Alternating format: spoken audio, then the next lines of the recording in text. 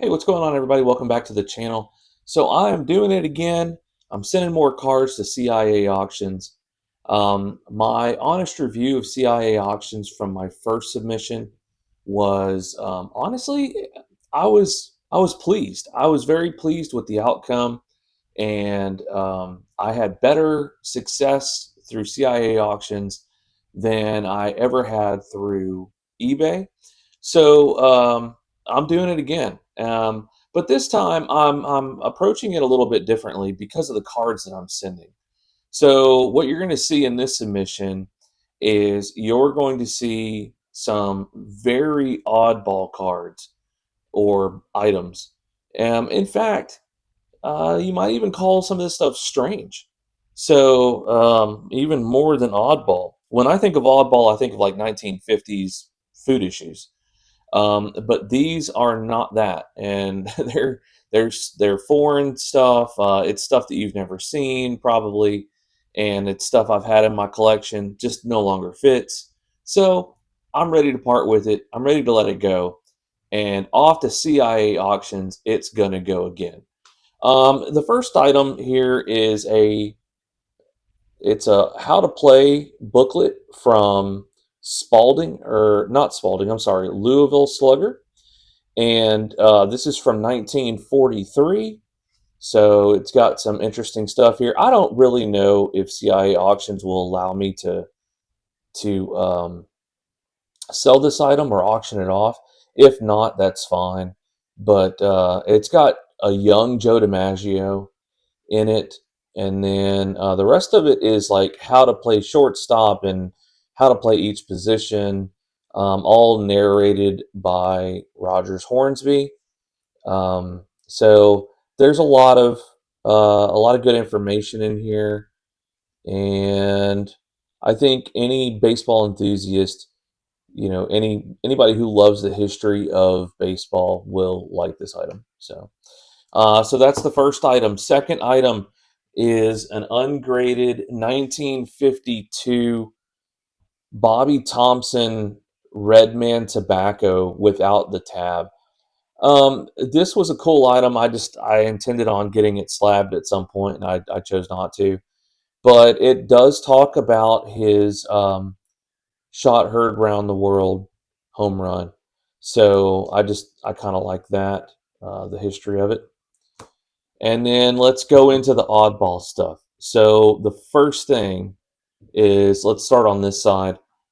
The first thing is this 1988 Garbage Pail Kids Snotball Saul.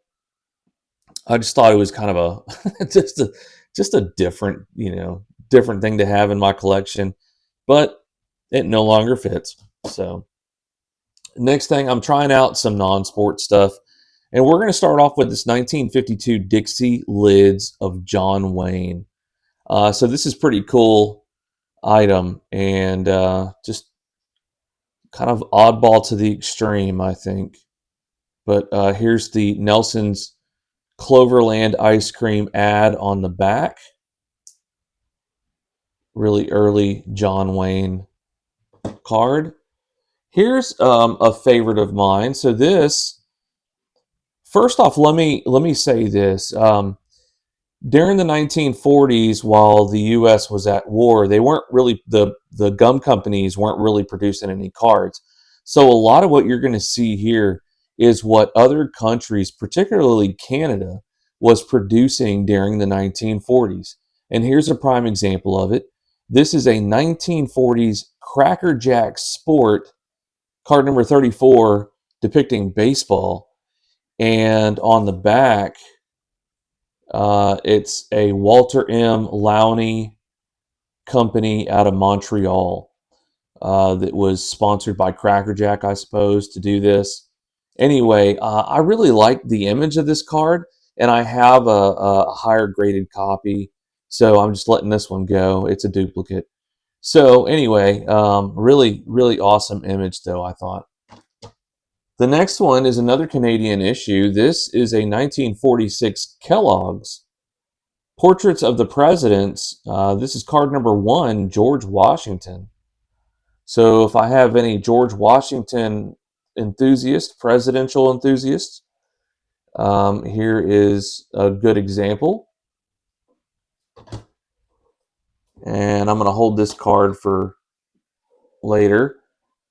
Here is a whole bunch of, it's almost like a set, although I'm going to leave this up to CIA auctions if they want to group this together and auction it. I think I would prefer them to auction this individually. But here is the title basically says 1945 to 46 Kellogg's, all wheat. And this is part of the second set. This is the infield stance. And so I happen to like this card the most, I think, out of all these. But here's the infield stance, and on the back it talks about what the infield stance is. The next card in that series is base running, and obviously on the back it talks about what base running entails. And here we have the fly ball, and it's depicting how to catch a fly ball. These are just like generic oddball cards, baseball cards. So this is the step in, talking about stepping into the pitch when you're swinging. Here is the write-up on the back. And then we have lining up the grounder, how to square yourself off to pick up the grounder. So here's the back. Here we have the head position, where your head should be when you're swinging the bat.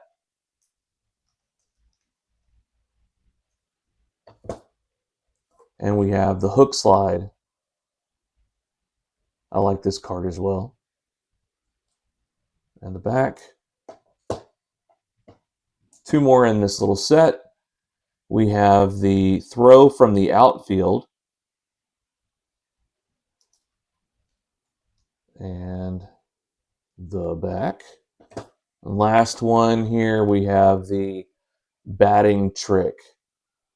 And without reading the back, I suppose it just talks about how to hit the ball. All right. Another oddball card is this 1936 United Tobacco from South Africa.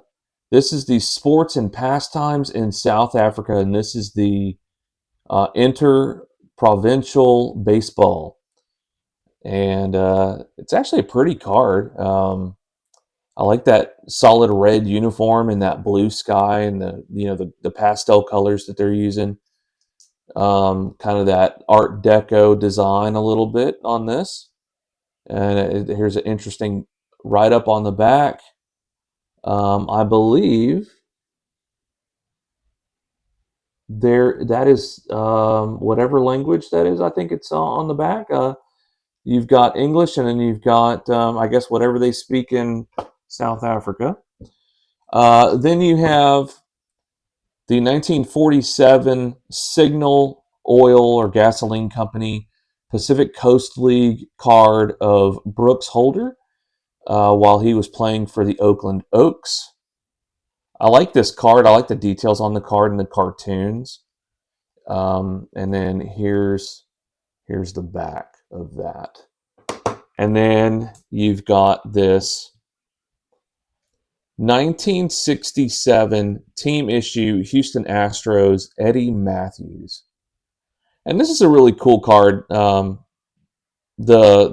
cover of the cover that's covering up the slab is not great, but this card is really cool. And it's not a typical card you see, nor do you typically see Eddie Matthews in an Astros uniform. So, all right, here's a 1929 Stevens Davis Company Men of America booklet of Judge Kensaw Mountain Landis. These will always be authentic. Here's the back. And of course, you know that Judge Landis is the guy who banned Shoeless Joe Jackson, and he was the commissioner and all that. All right, here you have a Liebig card of Benjamin Franklin, and this is from the set. They come in 6 different cards. This is from a scientist set or electricity set. So this is a pretty cool card, pretty desired Benjamin Franklin card. And here's the back. And then the last of these are all Liebigs. They all come from the same 6-card set. However, I want to sell these individually because they are individual sports. So this first one is of ice skating. These cards are all from 1896. So there's some of the earliest sports Liebig cards you've ever seen. So this one is from 1896, and it is ice skating. And then the backs will all look the same. They all look like this. So ice skating. Here's another really cool one. Rowing. And beautiful artwork on these. And then we have tennis. And then the last card for this submission is horse racing, all from 1896. So anyway, like I said in the beginning, I really enjoyed auctioning off my cards with CIA auctions. I would highly recommend them to anybody looking to part with some cards. And I think that my cards did better in CI than they would have done on eBay. So I've lost a lot of money auctioning through eBay, and overall, I was very pleased with CIA auctions. So anyway, y'all keep hunting the good stuff, and if you're interested in bidding on any of these items, um, I'm hoping that these will make it in time for the April auction. So y'all take care.